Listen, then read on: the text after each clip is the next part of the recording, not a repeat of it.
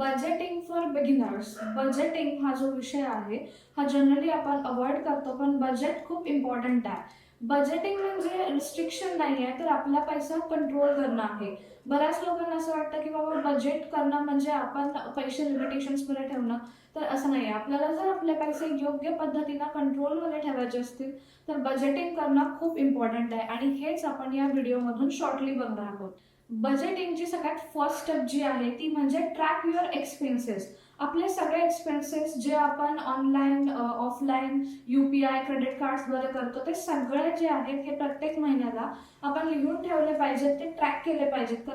कारण की जर ट्रॅकिंग नसेल तर आपल्याला त्याच्यावरती कंट्रोल करता येत नाही. त्यामुळे स्टेप 1 जी आहे ती म्हणजे track your expenses. And step 2 is wants versus needs. आपले कुठले वॉन्ट्स आहेत आणि आपल्या कुठल्या गरजा आहेत हे आपल्याला पहिल्यांदा समजून घ्यायला पाहिजे.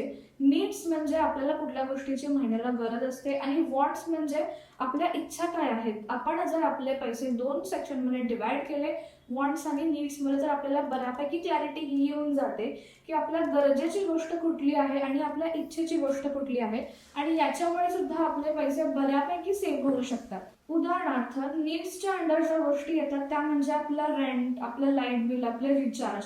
आणि वॉन्ट्सच्या अंडर ज्या गोष्टी येतात ते म्हणजे आपलं फूड, देन आपला कॅफेटेरिया, देन आपला शॉपिंग, या सगळ्या गोष्टी आपल्या वॉन्ट्सच्या अंडर येतात. आणि हे जर आपण योग्य पद्धतीनं मॅनेज केलं तर डेफिनेटली आपण इथे आपले पैसे सेव्ह करू शकतो. Then step 3 is monthly review. आपण आपले पैसे कुठे जात आहेत हे प्रत्येक महिन्याच्या एंडला 10 मिनिटं वेळ काढून चेक केले पाहिजे. मंथली रिव्ह्यू घेतला पाहिजे, कारण आपण वेस्टफुली पैसे जे आहे हे घालवतोय का की गरजेचे आहेत हे पैसे जे आपण स्पेंड करतोय ते जर आपल्याला कळालं तर सुद्धा स्मॉल चेंजेस सुद्धा आपली इन्व्हेस्टमेंट जी आहे ही हळूहळू वाढवू शकतात आणि लॉंग टर्ममध्ये ह्याचा आपल्याला भरपूर फायदा होऊ शकतो. आणि हे मॅनेज करण्यासाठी आपल्याकडे बरेचसे ॲप्लिकेशन्स अवेलेबल आहेत, एक्सेल शीट अवेलेबल आहेत.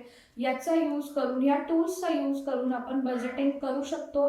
जर आपण ह्या महिन्याला 10,000 कुठे वाया गेलेत हे जर शोधू शकलो तर डेफिनेटली नेक्स्ट मंथमध्ये हे 10,000 आपण नक्कीच सेव्ह करू शकतो. आणि हे करण्यासाठी बजेटिंग करणं खूप इम्पॉर्टंट आहे. बजेट करणं बोरिंग नाही आहे, तर इट्स अ फ्रीडम की आपण आपल्या पैशाला योग्य डिरेक्शन दिलं पाहिजे आणि म्हणून बजेटिंग सगळ्यांनी केलं पाहिजे.